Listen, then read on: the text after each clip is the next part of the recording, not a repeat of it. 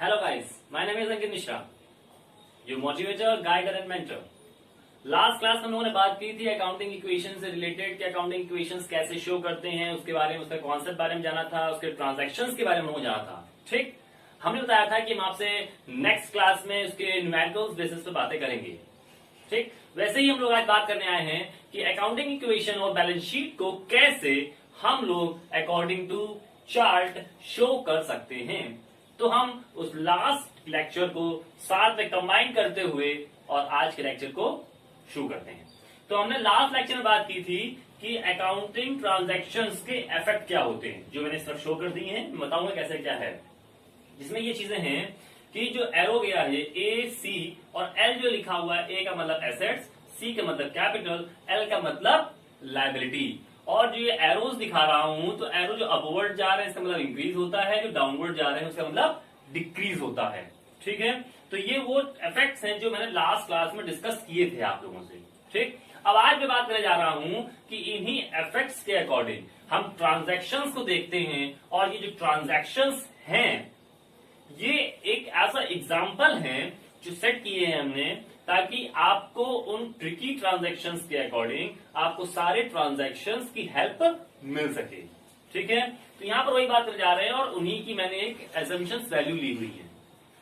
ठीक, तो यहां पर देखते हैं, तो लास्ट क्लास पहले बात की थी, जो पहला ट्रांजैक्शन था कि अकाउंटिंग इक्वेशन में जो पहला ट्रांजैक्शन था कि एसेट्स भी इंक्रीज करती है और कैपिटल भी इंक्रीज करती है। तो ट्रांजैक्शन कौन सा है, तो याद रखिएगा कि एसेट्स और कैपिटल तभी इंक्रीज करती है जब आप किसी बिजनेस का, फर्म का इस्टेब्लिशमेंट करते हो, शुरू करते हो।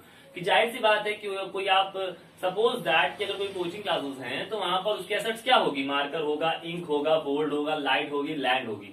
तो ये सब इन्वेस्टमेंट हो रहा है ना, तो ये जब इन्वेस्टमेंट होगा तो वो कहलाएगी एसेट्स। तो जब हमने कहा कि एसेट्स में क्या होगा, cash, land, building, board, marker, ये सारी चीजें एसेट्स में इंक्रीज हो जाएंगी और उसका कंबाइंड वे हो जाएगा कैपिटल में। ठीक, तो पहला उन्होंने एसेट्स क्या इंक्रीज किया, बिजनेस स्टैब्लिश किया है 20,000 रुपीज से, तो कैश भी इंक्रीज करेगी और कैपिटल भी इंक्रीज करेगी। उसके बाद नेक्स्ट ट्रांजैक्शन बात करते हैं। तो यहां पर मैं बताया कि एसेट्स भी डिक्रीज कर रही है और कैपिटल भी डिक्रीज कर रही है। तो ट्रांजैक्शन कौन सा, जाहिर सी बात है कि एसेट्स और कैपिटल तभी डिक्रीज करती है जब हमारा कोई लॉस होता है। ठीक, या फिर हम कोई चीज अपने पर्सनल यूज के लिए निकाल लेते हैं, तो वही चीजें हैं कि withdrawal bye honour for personal use. तो कोई ऑनर जो कंपनी का है उसने कोई चीज कंपनी से निकाली हुई है पर्सनल यूज के लिए। ठीक है, वो कुछ भी हो सकता है, चाहे वो कैश ले ले, चाहे वो गुड्स ले ले, कुछ भी हो सकता है। तो यहां पर मैंने दिखाया है कि कैश उसने निकाला है 4,000 रुपीज का, तो जब कैश निकालेगा तो कैपिटल भी कम होगी।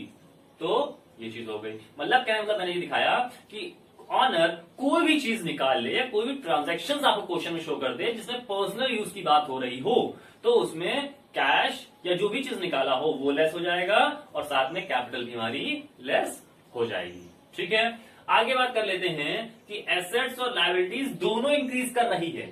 तो कैसे, अब एसेट्स भी इंक्रीज कर रही है, लायबिलिटी भी इंक्रीज कर रही है, लेकिन उधार भी चल रहा है और हमारी एसेट्स भी बढ़ रही है। तो जाहिर सी बात है कि कोई भी एसेट्स हम अगर उधार खरीदते हैं, ठीक, तो हमारा क्या होगा, उधार खरीदना लायबिलिटी बढ़ेगी, और जब लायबिलिटी बढ़ रही है और साथ साथ हमारी एसेट्स खरीदी है वो भी बढ़ रही है। सपोज दैट मार्कर खरीद करके लाए तो हमारी एसेट्स है, तो उधार खरीद के लाए हैं तो 20 रुपए मेरे ऊपर चढ़ गए, लेकिन मार्कर भी हमारे पास आ गया है। तो वैसे ही यहां पर देख लेते हैं कि कोई भी ट्रांजैक्शन आएगा जिसमें आपसे एसेट्स परचेज करने को कहा जाएगा ऑन क्रेडिट। ठीक, तो यहां पर क्या होगा कि हमने यहां पर स्टॉक परचेज किया 7,000 रुपीज का ऑन क्रेडिट, तो यहां पर हमारा क्रेडिटर भी इंक्रीज करेगा, जिससे इन्हीं दोनों पर इफेक्ट पड़ेगा और किसी भी चीजों पर इफेक्ट नहीं पड़ने वाला। अब इसको टोटल कर लेते हैं, तो 16,000 रुपीज पहले से था, 7,000 रुपीज हमारा ये आ गया, 7,000 की लायबिलिटी बढ़ गई और कैपिटल हमारा 16,000 रुपीज का था पहले से। ठीक, आगे देखते हैं कि एसेट्स भी कम हो रहा है और लायबिलिटी कम हो रही है। अभी हम लोग बात क्या कर रहे थे, एसेट्स और लायबिलिटी दोनों बढ़ रही थी, अब बात कर रहे हैं दोनों कम हो रही, तो कम कैसे होगी। अब लायबिलिटी कम होने का मतलब क्या है और एसेट्स कम होने का मतलब क्या है, तो जाहिर सी बात है जब हम लायबिलिटी का पेमेंट करेंगे, उधार का पेमेंट करेंगे तो लायबिलिटी कम होगी ना। तो जब उधार कम हो रहा है इसका मतलब क्या है कि हम कैश पेमेंट दे रहे होंगे। तो जब कैश पेमेंट कर रहे हैं, यहाँ पर मतलब क्या है कि हम लोग जब कैश पेमेंट कर रहे होंगे तभी हमारा, तो हमने कैश दे दिया 2,000 रुपए से और क्रेडिटर भी दे दिया हम लोगों ने 2,000, लायबिलिटी हमारी कम हो गई। तो दोनों इफेक्ट हो गया कि एसेट्स भी कम हुआ और लायबिलिटी भी कम हो गया। टोटल कर लेते हैं, 16 में 2 जाएगा 14,000, 7,000 वैसे ही रहेगा, 5,000 में लेस करके आ जाएगा और 16,000 वैसे ही रहेगा। दोनों तरफ हमारा इक्वल हो रहा है, टोटल करके देख लेना। ठीक, आगे बढ़ते हैं। फिर कह रहा है कि एसेट्स और लायबिलिटीज, अब ये एक ही साइड का काम हो रहा है। अभी तक हम लोग दोनों साइड की बात कर रहे थे, अब एक साइड देख लेते हैं कि एसेट्स ही इंक्रीज करेगी और एसेट्स ही डिक्रीज करेगी। कैसे? तो जैसे सपोज दैट ये उधार नहीं लाए, अब नगद लाए हैं, तो जब मार्कर खरीद के लाए तो ये आ गया, लेकिन कैश देना पड़ा ना, तो कैश भी कम हुआ, तो मार्कर भी एसेट्स है और कैश भी एसेट्स है, तो मार्कर एसेट्स बढ़ी और कैश हमारा कम हो गया। उसी तरीके से कि हम लोगों ने बिजनेस के लिए फर्नीचर खरीद के लाए हैं, तो फर्नीचर तो बढ़ा लेकिन साथ में कैश भी हमारा कम हो गया, लेकिन इसका इफेक्ट यहां पर कुछ भी नहीं पड़ेगा। टोटल कर लेते हैं, ये लेस किया 11,000, 14 में 3 जाएगा, 11 में जाएगा 7, ऐसे आएगा 3,000 मान लो, और जो अराइज हुआ है, जो क्रिएट हुआ है 5,000 वैसे दिखा देंगे, 16,000 हम लोग वैसे ही दिखा देंगे। अब आते हैं फिर, अब देखो क्रेडिटर का पेमेंट पहले उन्होंने कैश किया था, लेकिन अब पेमेंट कर रहे हैं बिल के थ्रू। बिल के थ्रू का मतलब कि जब भी, अभी आप लोग 11 में पढ़ोगे और बीकॉम के स्टूडेंट्स पढ़ेंगे कि जब भी हम लोग कोई चीज उधार खरीदते हैं तो उधार खरीदने में हम लोग बनाते हैं एक बिल। ठीक, और बिल का पेमेंट किया जाता है इन फ्यूचर डेट पर, वो हम लोग बिल ऑफ एक्सचेंज के थ्रू भी कर सकते हैं। ठीक है ना, और भी तरीके हैं जिनके थ्रू हम लोग पेमेंट कर सकते हैं। तो उसी चीज में यहां कहा गया है कि हम लोगों ने उधार जो क्रेडिटर जो है वो पेड करे जा रहे हैं बिल के थ्रू। तो 1,500 रुपए हम लोगों ने क्या किया, पेड कर दिए, लेकिन पेड किया किसके थ्रू, बिल के थ्रू, तो बिल्स पेबल के थ्रू पेमेंट किया जाएगा। अब ये बिल के बारे में आप जानोगे बिल ऑफ एक्सचेंज वाले चैप्टर में, ठीक है, जब उसमें हम लोग आएंगे तब बात करेंगे। तो यहाँ पर केवल इफेक्ट हो रहा है लायबिलिटी में, और किसी में इफेक्ट नहीं होगा। तो जो चीजें थी वो वैसे ही कॉपी कर देंगे, बस यहाँ पर केवल यहाँ पर हम लोग थोड़ा सा चेंजमेंट कर देंगे। तो यहाँ पर लायबिलिटी एसेट्स हैं 11,000 वैसे ही रहेगा, कैश का स्टॉक वैसे ही रहेगा 7,000, फर्नीचर 3,000 वैसे ही रहेगा। क्रेडिटर वाले में 1,500 का पेमेंट हो गया, बचेगा 3,500 रुपए, और जो बिल स्टेबल है वो हमारा क्रिएट हो जाएगा। कैपिटल हमारी वैसे ही रहेगी। आगे बढ़ते हैं, कह रहा है कि कैपिटल बढ़ रहा है और कैपिटल कम हो रहा है। तो याद रखना कि कैपिटल बढ़ेगा और कैपिटल कम होने का मतलब ये है कि जब कैपिटल ही खरीदी जाए और कैपिटल ही बेची जाए। तो कैसे होगा कि ये चीजें, इसका ट्रांजेक्शन बहुत कम आता है, लेकिन जो ट्रांजेक्शन जो आएगा वो कौन सा आएगा कि अगर कोई चीज खरीदने और बेचने की बात हो रही है लेकिन वो कैपिटल ही होगी। अब कैपिटल तो सब मिला के होती है ना, तो यहां पर क्या हो रहा है कि ट्रांजैक्शन नहीं आएगा, लेकिन जो ट्रांजैक्शन मैंने बनाया है, जो बना हुआ है, वो क्या है कि यहां पर शेयर्स की परचेजिंग और सेलिंग करने की बात कही जाएगी। मतलब कि एक जो कंपनी का शेयर होल्डर है, जो बहुत शेयर होल्डर होते हैं किसी कंपनी के, सभी कंपनियों के, तो क्या होता है कि एक शेयर होल्डर शेयर्स सेल करेगा, एक शेयर होल्डर उन शेयर्स को खरीद लेगा। कब? अब जो शेयर होल्डर बेचेगा खरीदे कब, कि जब एक शेयर होल्डर वो देख रहा है कि हमारे शेयर्स का प्राइस बढ़ रहा है तो बेचेगा, किसी दूसरे शेयर होल्डर को ये लग रहा है कि उस शेयर के प्राइस अभी कम है तो खरीद लेगा। ठीक, तो शेयर्स भी एक तरीके से कैपिटल होती है, तो हम लोग एसेट्स होती है, तो उसी चीज को यहाँ पर कहा गया है कि शेयर्स की परचेजिंग और सेलिंग के बारे में। ठीक, तो ये हो जाएगा जहां पर कोई भी ट्रांजेक्शन इफेक्ट नहीं पड़ रहा है उसको मैंने ऐसे डैश कर दिया है, उसको टोटल ऐसे कॉपी कर लिया है। आगे बात कर लेते हैं कि लोन टेकन, यहाँ क्या है, लायबिलिटी बढ़ रही है और कैपिटल कम हो रहा है। तो कैसे होगा कि लायबिलिटी बढ़ेगी, तो लायबिलिटी बढ़ने का क्या, लोन टेकन, लोन लेंगे तो लायबिलिटी बढ़ी। सपोज दैट हमें अपना बिजनेस स्टैब्लिश करना है तो भैया लोन लेंगे। ठीक, अब लोन लिया है तो लोन लिया ना, क्योंकि हमारे पास इतने पूरे रुपए नहीं हो पा रहे किसी चीज को स्टैब्लिश करने के लिए, तो लोन लिया तो क्या वो कैपिटल कम होगी हमारी, क्योंकि हमने उसको पेमेंट करना है फ्यूचर में।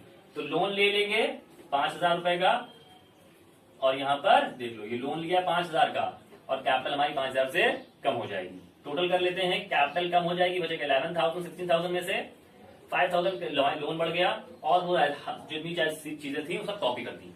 अब बात कर लेते हैं, लास्ट है कि लायबिलिटी कम हो रही है और कैपिटल बढ़ रहा है। तो हमने इसके पहले बात की थी कि लायबिलिटी बढ़ेगी, कैपिटल कम होगा, तो क्या लोन लिया था तो कैपिटल कम होगी, लेकिन जब लोन का पेमेंट कर देंगे तो कैपिटल बढ़ जाएगी। दैट मीन लायबिलिटी कम होगी और कैपिटल बढ़ जाएगा। तो हम लोगों ने क्या किया कि क्रेडिटर्स का कन्वर्जन कर दिया शेयर्स में। अभी आप जब शेयर्स के चैप्टर में जाओगे तो वहां पर पढ़ने को मिलेगा आपको कि हम लोग कैसे कन्वर्जन करते हैं। ठीक है ना, तो ये सारी चीजें हैं, तो देख लो। तो यहाँ पर उन्होंने क्या किया कि क्रेडिटर्स था उसको कन्वर्ट कर दिया हम लोगों ने शेयर्स में।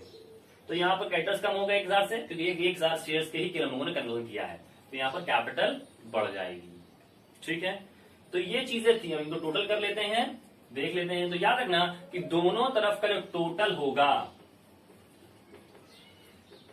वो इक्वल होना चाहिए। तभी अकाउंटिंग इक्वेशन हमारी फुलफिल करेगी, उसकी जो कंडीशंस हैं तभी फुलफिल होंगी। अब याद रखिएगा कि मैंने जो ट्रांजैक्शंस लिखे हुए हैं, मेरे लिखने का मेन पर्पज ये था कि इससे रिलेटेड या इसकी लैंग्वेज चेंज करके कुछ भी चीजें होंगी, या जैसे यहां पर कहा गया कि विड्रॉ की बात हो रही है, तो या तो अगर कोई एक्सपेंसेस होते हैं इन फॉर्म ऑफ कैश, ठीक है ना, तो याद रखना ये कैश पर्सनल यूज है, और कोई एक्सपेंसेस होते हैं तो वो दोनों चीजें यहां पर लेस कर दी जाती हैं कैश के थ्रू, ठीक है। तो ऐसे ही ट्रांजैक्शंस आपके आएंगे, जो मैंने आपको ट्रांजैक्शन जो आएंगे जो पेपर में आपके, वो मैंने इजीएस्ट तरीके से समझाने की कोशिश करी है, और समझ में शायद मुझे लग रहा है कि आ गया होगा। और अब आगे बात करने जा रहे हैं कि याद रखना कि जो अकाउंटिंग इक्वेशन थी, जो हमने कहा कि टोटल आएगा इक्वल होना चाहिए, तो इक्वल तो होना चाहिए, तो आप यहाँ टोटल करके देख लोगे, लेकिन बाद में आपको बैलेंस शीट भी बनानी होती है, ठीक, क्योंकि हम लोग अकाउंटिंग के कॉमर्स के स्टूडेंट हैं, अकाउंटिंग वर्क हमारा काम करना है, तो हमको सारा प्रोसेस अकाउंटिंग के थ्रू ही करना पड़ेगा, क्योंकि बैलेंस शीट आखिर में बनानी ही पड़ेगी हम लोगों को, जाहिर सी बात है, क्योंकि हर चीज दिखानी पड़ती है हम लोगों को ना, तो वही चीजें हैं। तो आगे बात करेंगे बैलेंस शीट की, ठीक, चलो देखते हैं। जैसे मैंने बताया कि हम लोग आगे बात करेंगे कि बैलेंस शीट कैसे बनाई जाती है, तो बैलेंस शीट ये है हमारी। तो बैलेंस शीट में क्या बताना है हम लोगों को कि जो हम लोगों ने अकाउंटिंग इक्वेशन में जो चीजें हम लोगों ने दिखाई हुई थी, जो हम लोगों ने टोटली दिखाई हुई थी अकाउंटिंग इक्वेशन में, उसको एक बार देख लेना वापस, और टोटल उसका नोट कर लेना कॉपी में, ताकि आगे के लिए आपका सही हो जाएगा।